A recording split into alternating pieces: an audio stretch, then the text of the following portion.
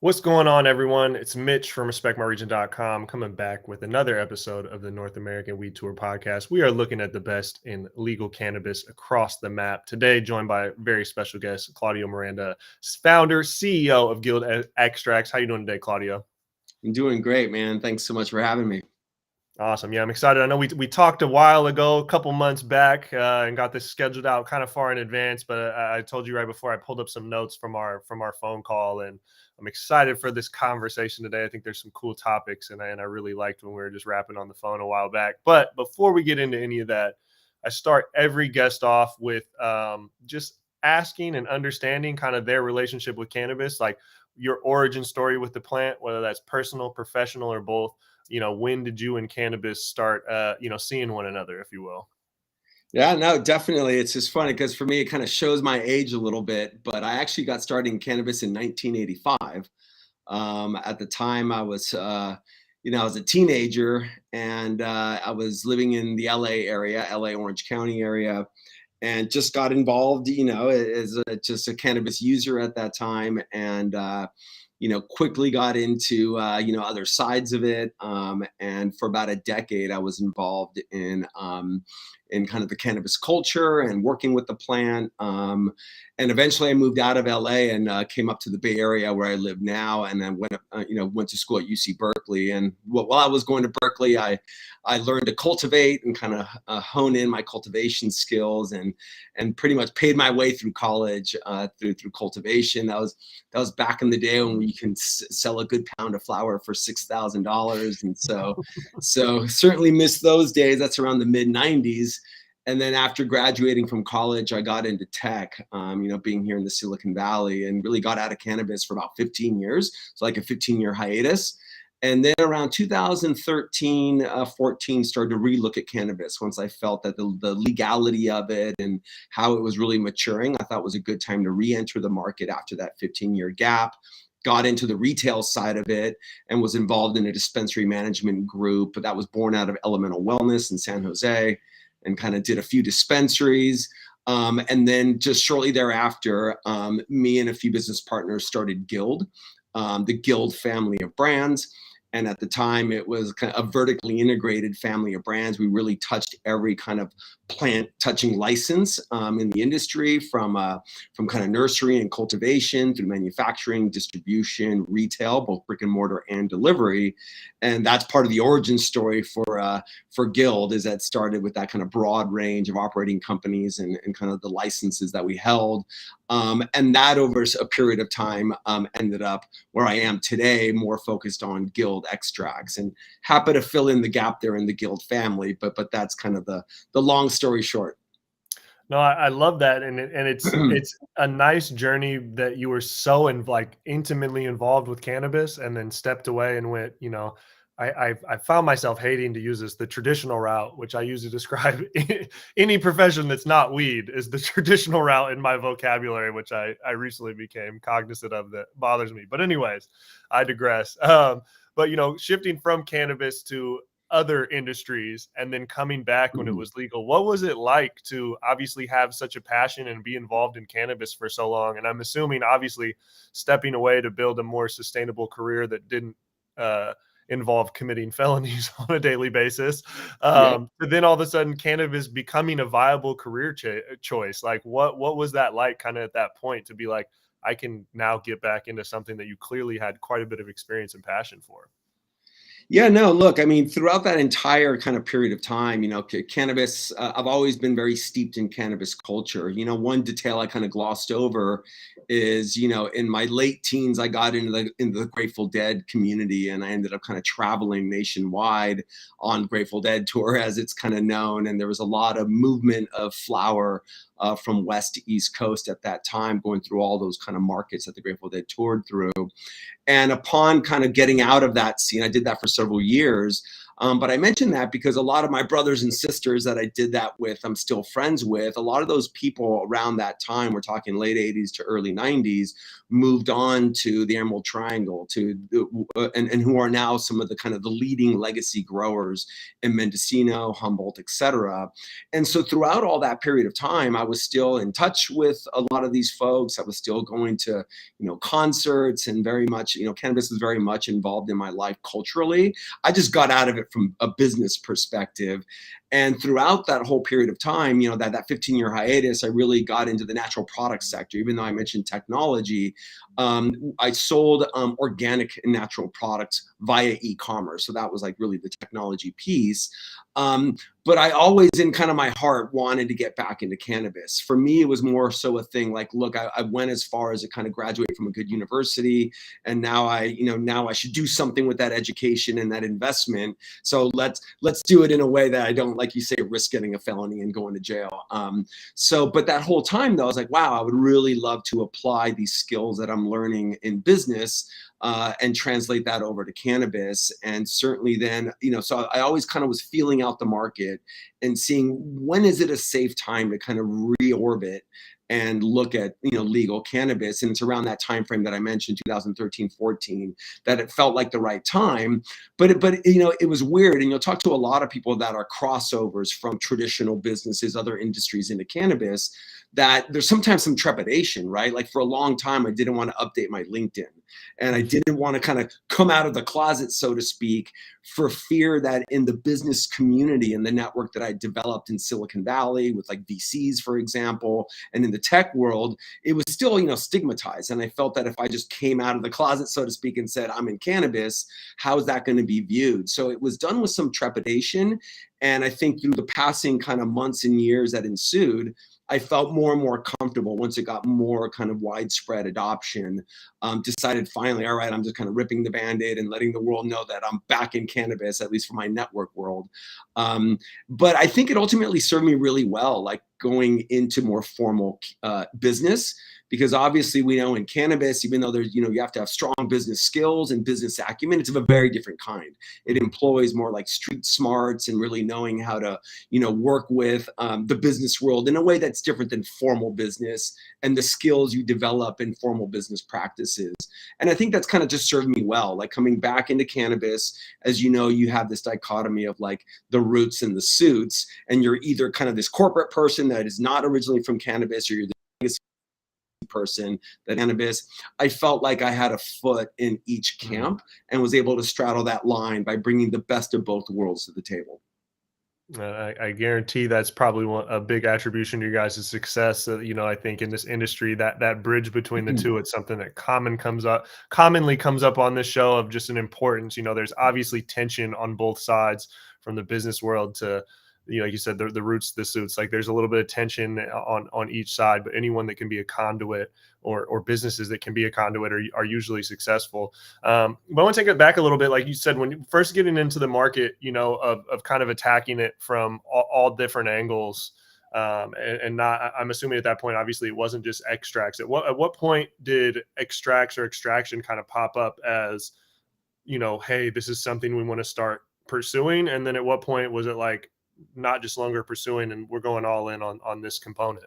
Yep. So this gets into a little bit of that founding story of Guild. At the time, started a company with several business partners, Guild Enterprises, and each partner brought in a different skill set. My main skill set was kind of more of that formal business, and particularly in marketing and branding skill set. But I also had a lot of familiarity with retail. And so at the time, I was, as I mentioned, working with a retail management group. One of my business partners was the founder of Elemental Wellness, and we together started a few dispensaries. So when I met what became to be the founders of Guild, couple of those founders came from more the cultivation and the genetic side. One of the founders came from extracts, and that individual is my main business partner at Guild Extracts, Brad Robertson. Everything you see that's kind of Guild Extracts, all the technology we've developed, some patents that we've developed, is all the brainchild of really Brad. He's the lead extractor. He's the artisan. He's the one that really drove the extraction division, for lack of a better word, of the Guild family. And so at that time, then we were running a few different operating companies across that vertical supply chain. But and this again was around 2014, 15 when all this was forming. But over that course of time, going into 15, 16, 17, 18, what we found on a regulatory level, for those that remember, the regulatory framework in California at first was leaning toward breaking up vertical integration. So our legal counsel started to inform us that, look, it looks like you're not going to be able to do this vertically integrated play in California in the way that you guys have architected. So you might want to start looking at breaking that up. Similarly, we had just some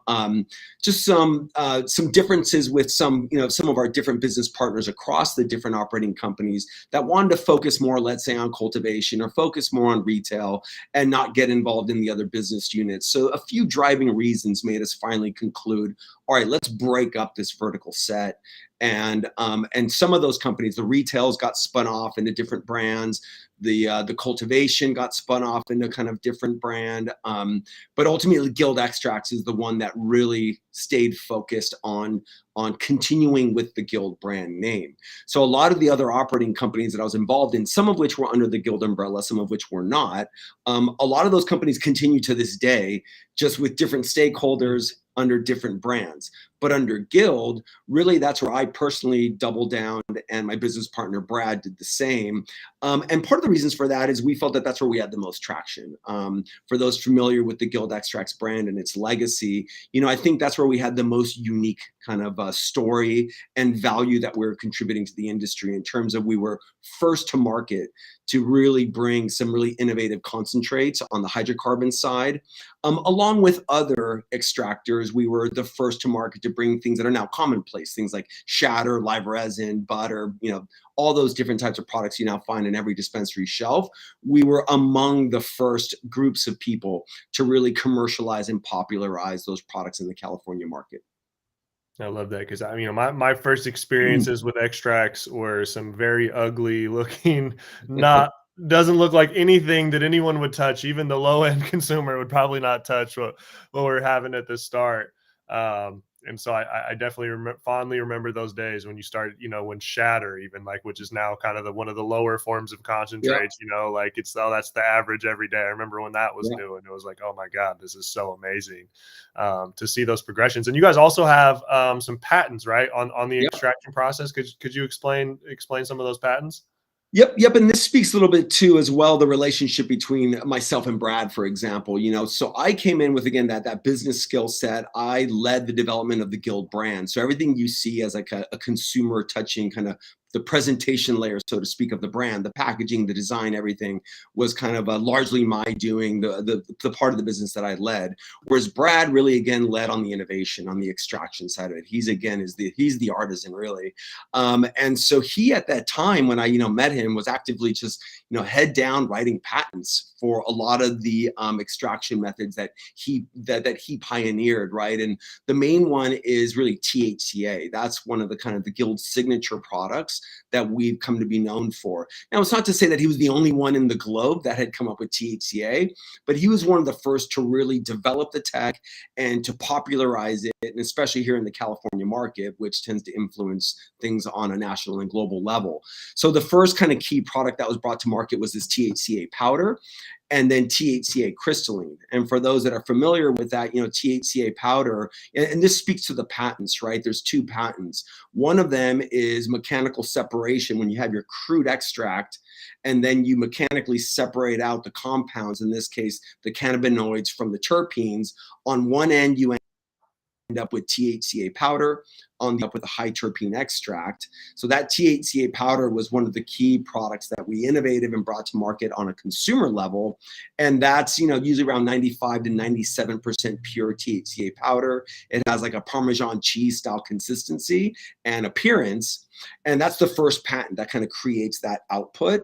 The second patent is where you take that powder and you recrystallize it into, and you isolate it essentially. It turns into 99.99% pure THCA isolate, and that's the crystalline.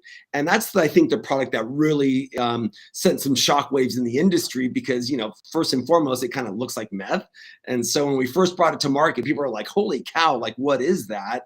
And then also, if you recall, at the time, it was this kind of race at the top. Who can create the purest and most potent extract? And people were just coming up with, as we know, from 70% to 80% to 90%. And then here we come out with basically 100%. It's 99.999% pure. And just boom, right there, we kind of won that race at the top and released this crystalline, and just the potency of it, the purity of it, the appearance of it. Just a lot of people lost their shit when that came to market. We instantly developed a rabid fan base of consumers that, really those backpack kind of quintessential dabbers that love that product. So anyway, bringing it back to your question, the patents then are around that initial isolation of THCA, or the separation of it, I should say. The second patent is then the isolation of it and recrystallization of it into crystalline. But then on the other side, again, you get this high terpene extract.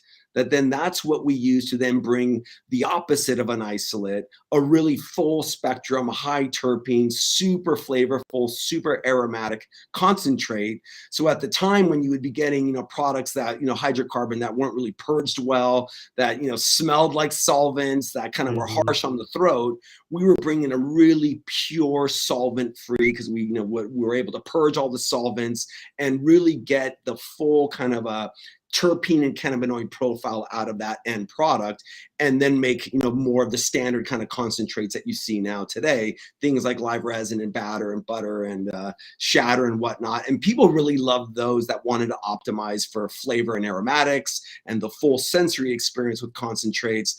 Whereas on the other end, people that wanted that hard hitting kind of isolate like our diamonds, people love that as well. And that's, I think, what really put Guild on the map and kind of popularized us in the market. Yeah, I remember some of those first pics, and I think I remember that's the first time I seen your guys' brand, maybe like High Times or somebody sharing a photo on fucking even Facebook or something like that. Not even Instagram, maybe like Facebook. I saw you start seeing the THCA diamonds and just being like, what is that? And it looks, obviously you get the right photo, it looks gorgeous, and then you try it and you're like, yeah, that's gasoline on fire right there, man. That does the trick. Yeah. But it's also interesting too, of even like hearing that, and I'm thinking about that journey of when concentrates first came out, and it was to get, for a second, it was like the color and the texture was what people were looking at. Then all of a sudden it was the potency. And it wasn't just like, the uneducated consumer demographic was looking at THC and everyone was looking at flavor. It was like everybody was looking at potency. And then, and it was funny because it seemed when that time was like, you diamonds and sauce, a lot of people don't really care about the sauce as much. They wanted the diamonds, but the HTE or the sauce, like now there's HTE carts, people are dabbing straight HTE. It's become normalized because you said, the full spectrum aspect, but also that flavor.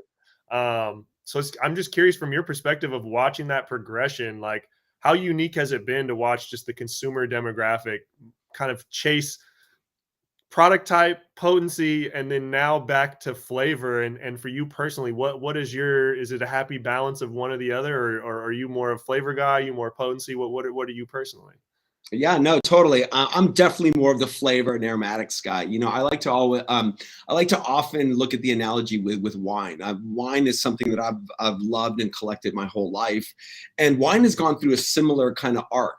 For those that are familiar with the wine industry, particularly the California wine industry, there's a famous wine critic, Robert Parker, that started to popularize a style of wine that was higher alcohol. And that was just a more harder hitting type of Cabernet, for example, than like a French Cabernet or Bordeaux blend that tend to be a little bit more earthy, lower alcohol, more terroir driven, right? So, this kind of thing emerged in wine, like the Parker palate that wanted more of would be the equivalent of like a higher potency type cannabis. And so, but then as that industry evolved, you saw the pendulum swing back to the more terroir driven, that you're going for less alcohol. And what you're getting in lieu of that is more flavor, more aromatics, and more of the terroir. I personally, and that's kind of where I really, that's the sweet spot that I love to be in. And I personally believe that that's the direction the cannabis industry is headed, in terms of as it's further matured and articulated on the connoisseurship level. And we see terroirs develop and a connoisseurship around a sense of terroir. And we look at places like the Emerald Triangle to map out, which is actively happening right now, as I'm sure many of us are aware, so that we can now start to get a higher level of kind of a sensory experience and analysis and connoisseurship, where we're not just optimizing for potency, which, as we know, the end result today is a lot of hot dog water with flavor, right? It's, to me, the equivalent of like getting like malt liquor. Just give me your strongest malt liquor at the lowest cost per milliliter of alcohol, right? That's kind of where we're at in some ways. And look, there's nothing wrong with that. If people just want to get blitzed out at the lowest cost, then great. There's a use case, a legitimate use case for that. And just like in the alcohol world, there's a lot of money and opportunity to be made there. But really, when you talk about connoisseurship, I think most people, especially probably your listeners, would agree that connoisseurship is not hot dog water with flavor, right? We're not just looking for distillate and then add some terpenes and fake terpenes, at that, right? We're looking for something that's really going to not only have that full spectrum that you can enjoy, that you see with a lot of rosins or really high quality live resin, but then also, as we see the market evolve with things like flower and this terroir that I'm talking about, I personally look forward to the day where you can really then open up a jar of weed or a concentrate and really start to analyze it on that level and go back. You can be like, wow, this is like high altitude, coastal, Humboldt, and start to pick out, regions and sub-regions and really speak on that level about it. I love what they're doing in the Ganjier program to start to train people in that direction. I think we're just at the beginning of that arc, and I'm super excited about that first and foremost. And I tend to just believe that that's a lower potency type conversation and more around flavor, aromatics, and typicity of location. Oh man, I love that, and I'm not the biggest dabber, but I am definitely a connoisseur of the plant and the flower, and associate that. I think anyone that's on that level, right, is preferring flower over or flavor over potency.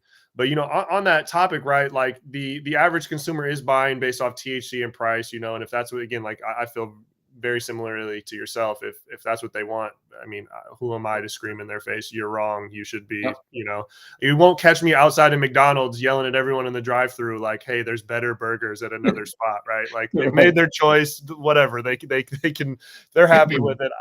I don't care. But in the realm of the consumer who might not be as educated, right? They might not even understand the differentiations between concentrate types and what is process, what is filler, what actually has an impact on the potency or the flavor. What are some of the things out there that you're seeing that could not necessarily dangerous in terms of safety, but dangerous in terms of just like consumer miseducation, right? Like CRC is a topic that's popularly coming out. We see people call like I see distillate pens with added live resin in it. They call them like live resin cartridges, but it's it's not technically that, right? It's like distillate with like cannabis derived terpenes put back in, and I'm seeing a lot of like misrepresentation of what a product actually is on the product. So I'm just kind of curious your perspective of what that's doing to consumer education and what's maybe not what's right and wrong, but just your thoughts on kind of that topic of making sure products are labeled correctly and the consumer is educated if they so choose to care. Sure. Well, I think there's a couple things there. One of them is kind of misinformation and truth in advertising, which doesn't necessarily have a safety issue associated with it. And the other one is like straight safety, right? And I think when it gets to a lot of the issues around safety, consumer health, things like that, or even product getting into the hands of minor for those that really want it to be regulated, like let's say alcohol. I think the non-regulated markets where the biggest problem is, right? Especially if we look at hemp, right? And we're looking at all the synthetic variants of, of naturally occurring compounds, right? So you're looking at, again, a lot of the hemp products that we're very familiar with. A lot of that started with Delta 8, which, hey, I love Delta 8. But as we look at some of the other types of products that are out there, being sold online or at gas stations or at head shops, a lot of that stuff just has no regulation whatsoever. So not only are you getting, or at least it's very little regulated in some cases. So in some cases you're getting product that's just not tested at all. So looking at things like contaminants and pesticides and things that you would try to make sure doesn't come from the biomass. But then also as you're synthesizing it and you're looking at additives, we know we had kind of the vitamin E issue with the acetate and the issues that has. So you have a lot of different issues there, from contaminants in the biomass to the actual synthesis of cannabinoids that could lead to outcomes that we have not fully studied yet, and that could be hazardous to some people, to then additives and fillers and cutting agents and terpenes and whatnot that are not natural, or things like, again, like vitamin E. And then all of those combined that can have serious health issues and safety issues for consumers. And look, I'm not the one that's going to necessarily be sitting here going like, well, let's police all that shit. But at the end of the day, if we want cannabis to be regulated and we want society to view cannabis as a safe product, and we want to see further legalization and the product interwoven into the fabric of society, we can't expect it to be just kind of wild, wild west products out there that are hurting people, that are genuinely hurting people. Another facet of that is things like people just going and buying 1,000 milligram freaking chocolate bar with no warnings or no nothing at some kind of black, maybe like a legacy market store, or again, like a gas station. And then all of a sudden they have a hospitalization kind of moment. We know they're not going to die, but that's creating a negative impression on cannabis. That's perpetuating the stigma. So as much as I don't like the idea of getting more regulation and more law enforcement involved, at the same time, I believe that that we need to create safe products so that consumers at large and government at large and society at large can feel safe and secure about cannabis being interwoven into all facets of our society. And I personally want to be able to consume cannabis at my favorite music festival. I want to be able to consume it at a ballpark. I want to go to a museum or a movie theater and be able to consume cannabis in a beverage or an edible. And we're just not going to get there if there's health hazards along the way. So in that regard, I kind of do think that we need to do something about this unregulated side of the market. On the regulated side, and I think what you're kind of mainly asking for there, is when you get things like like a live resin cartridge that's really Delta 9 with some added terpenes or maybe a little high terpene extract in it, and that's it's patently just false, right? At the end of the day, there is a lot of false advertising there where people are calling products full spectrum, they're calling them live resin, they're calling them sauce. And at the end of the day, you're just getting Delta 9, you're getting that distillate with some flavoring, whether that's good flavoring or not, like cannabis derived or botanical or whatever it may be. Regardless of what that is, you're not really getting what is being sold to you, right? And so now I don't think there's as much health and safety issues with that as it is just muddying the water and making it harder for us to go down this further refinement of the connoisseur palette that we're talking about. And so I think it'll be interesting to see that how do we try to control the education around that so that there's truth in advertising. So if I'm selling you something that says full spectrum, live resin, that it's actually going to be that product, and it's not going to be something that's kind of masked under that marketing cloak. And I think that number one, that's just going to be, it's just a better practice, just so that consumers get what, they're getting what they ask for. There's truth in advertising there. And I just think, like, secondarily, it's going to further develop and refine the educational and connoisseurship process in our industry so that we can mature as an industry and really start to know that, hey, if I'm buying this product, it's like what you see is what you get. And I'm able to kind of wrap my head around that and analyze it like you would in other consumer industries, be it wine, coffee, chocolate, tea, craft beer. Again, I'm really looking forward to that day.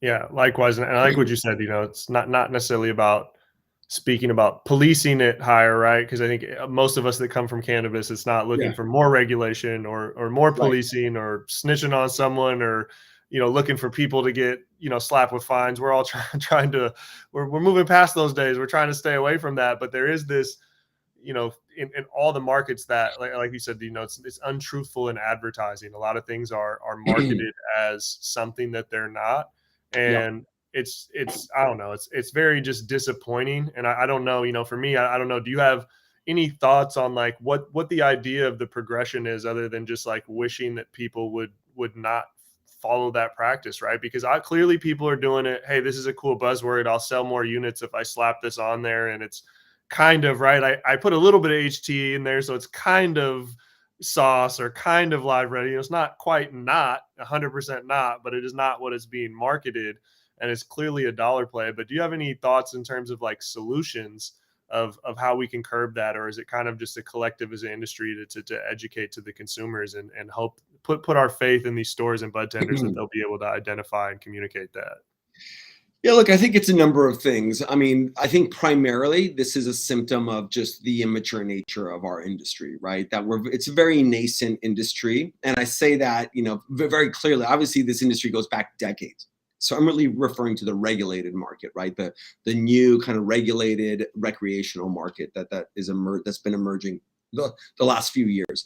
It's very early stages, and so these are just the growing pains that we're experiencing. I think a lot of a lot of our friends and peers in the industry right now are really struggling with a lot of the growing pains that we're all feeling there. That we've implemented regulatory frameworks that have just proven not to work. There is a refinement process. We see earlier markets like Colorado, for example, where they're starting to iron out some of those kinks. We're looking at newer markets like New York that right out of the gate seems to be going out with a bad regulatory framework in some ways. And so I guess part of my answer is that over time, a lot of these issues will be sorted out as the regulatory bodies better understand the products that they're dealing with. I think that's one key problem, is that our lawmakers and our policymakers don't know what they're doing, right? They're creating rules that they don't really fully understand, and they're looking to us and be like, are these rules right? And we're like, no, these rules aren't correct, and that iterative process isn't evolving fast enough. But I think it will evolve over time. So that's, I think, one key thing. I think education is definitely, as we see more groups like the Ganjier group or just whatever group it may be that's really trying to further develop the educational side of it, the informational side of it. We see more online platforms that facilitate that, online and offline. I think we're very, very early stage in that kind of educational framework, that connoisseurship framework that's also going to help sort out some of this misinformation. And lastly, I think that, I'm kind of a laissez-faire kind of guy in many ways in terms of my beliefs in economics and whatnot. And I think that if we can get government intervention to stop kind of meddling in this industry and in some ways let the market sort out its own problems, then bad actors will be weeded out. Right? Like at the end of the day, most industries show that if you're creating a high quality product and you're being authentic and genuine and transparent in what you're doing, the consumers reward those brands. And if the market is open and transparent and it's not getting monkeyed around by regulatory bodies, then it just leaves little room for bad actors and bad operators to continue to propagate kind of bad products. And I think we're seeing that increasingly, and we're seeing that in things like we're seeing that in other industries where here, sorry, I'm just losing the screen here. Okay, sorry. So we're seeing that in other industries like pharma or fast food, that the more time that goes by, a spotlight's being shed on these industries where they can't hide some of their wrongdoings as much as they were in the past. And I think cannabis will evolve in a similar way. Yeah, yeah. I love that. I love that outlook, because I think it is important to understand that we are in a very infant side of the regulated market, and from the consumer demographic to even the people that work in the industry, the education is is not quite there, but it's like, it's not surprising, right? The transference and the accessibility of this information has not been around very long. Yep. On the thoughts of like progression, obviously you guys have been on the side of a lot of the progressions of concentrates. Where do you kind of see that the concentrate and extraction category going next? What do you think is the next evolution of that? Well, look, at the end of the day, if you look at just the retail shelf as a whole, right? You have your flower products, right? Flower and pre-rolls. And then there's everything else, right? That's basically a manufactured good, right? Whether it's a concentrate, a cartridge, or any of the other products that are manufactured, right? So at the end of the day, I like to look at it as manufacturing first and foremost. Like you're at the end of the day, you're going through this extraction, you're using this oil, for lack of a, to use a broad word. And now how are you purposing that oil? How are you creating ingredients that then could go into a variety of manufactured goods? How can it go into concentrates and cartridges? So at the end of the day, as we see in every market, manufactured goods over time are taking more and more and more market share. Where eventually, I believe that true flower and pre-rolls, just unadulterated flower in whatever format, is going to be a very small percentage of the total pie of products sold on a retail shelf. And I believe that because I see products like beverages, for example, which today the data shows that they're like 1 to 2% of total market sales. But that again is a function of the nascent nature of our market, right? If you look at a future, whether it's 5, 10, 15, 20 years out, where, and I hate to kind of keep creating parallels with alcohol, but I think it's a useful analogy that, like, as I mentioned, if you look at alcohol and how it's interwoven into the whole fabric of society, where you can get it at a ballpark and a movie theater, and you can get it at a museum, and you can get it at a concert, and you can just really, alcohol's everywhere, right? At a restaurant, at a supermarket, at a wine bar, wherever it is. And then you look at all the special occasions. People use alcohol for celebrating birthdays and anniversaries and weddings, right? I think cannabis has a place in all of those use cases, and it's already proving out to have that case. But what can be used that easily, right? Like, people aren't going to be firing up blunts at ballparks or in their museum or in a movie theater or maybe at a wedding. I mean, some people do, but you're going to want more discrete versions of that. And I think beverages really are going to be a big category of the future. So as kind of, as a company that started as extractors, right, to create connoisseur concentrates, and then later we create, we launch cartridges. That's great. I think that will continue to be an important couple categories in the industry. But I think as we now formulate and look at creating ingredients and formulas that then can be used toward the creation of all these novel products and all these different form factors, so that people from all walks of life and every facet of society, even things like travel and tourism and yoga classes, like you name it, there's just so many different use cases that I think we haven't yet seen all the range of products are going to satisfy those use cases. And I personally believe that on a percentage basis, the majority of manufactured products are going to be serving those use cases, not flower or pre-rolls or even things like a concentrate. I think that's collectively, those will be 30% or less of total revenue in our industry. That's gonna be one of the strongest things I take away from this interview personally, is just even that thought process, right, of putting anything not flower in the manufactured good, because I agree with you and believe that. And that's one of those things. Every time I have interviews, there's always like certain takeaways I get that I'll be like, fuck, now I'm gonna be noodling on. That's gonna keep coming back to me for weeks. That one might stick around a little bit longer, but just thinking about that manufactured good category and the potential growth of that, like you said, not just concentrates, not just vape cartridges, edibles, beverages, all of that kind of lumped into, because obviously it has the same source material. So that's man, dang. Now you got me thinking, man. The wheels are spinning.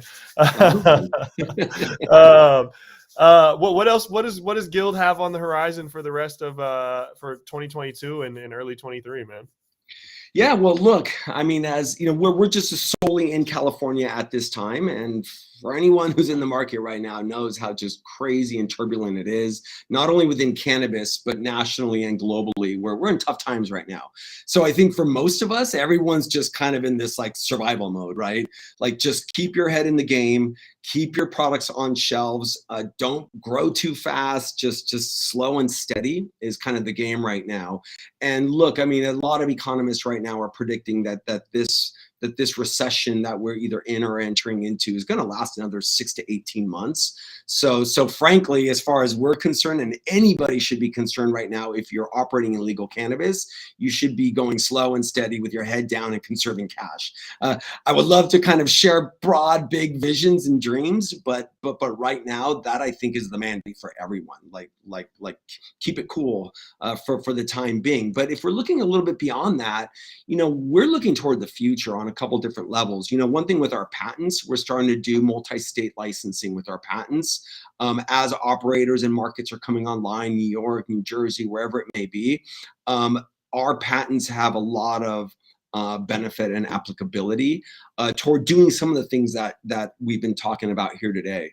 We think that it's very powerful technology for those who really know how to apply that tech in their market. And one quick thing I'll say about that before we go is that for people that want to start creating consistent replicable products and want standardization across their product line and looking at that manufacturing model that I'm talking about, that's where I think our patents really come into play, and how you create manufactured ingredients, so to speak. And again, you can have your connoisseur concentrates. Guild will always stand for that as a consumer brand.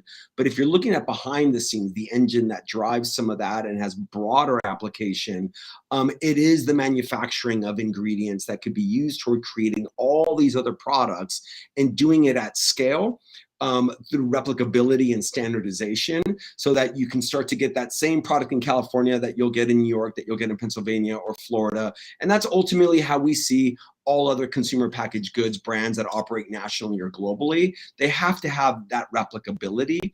And I think that our IP is really well suited to creating that for especially groups like MSOs that want to go kind of multi-state. So that's kind of one end of our business that a lot of people don't know about. That's a little bit more behind the scenes, and it's powering some of these larger operators to be able to create more scalable, replicable, standardized manufactured products. But then there's always the guild that we personally love internally, and that will be those connoisseur products that will bear the guild name. And so there's those two tracks that will continue into the future.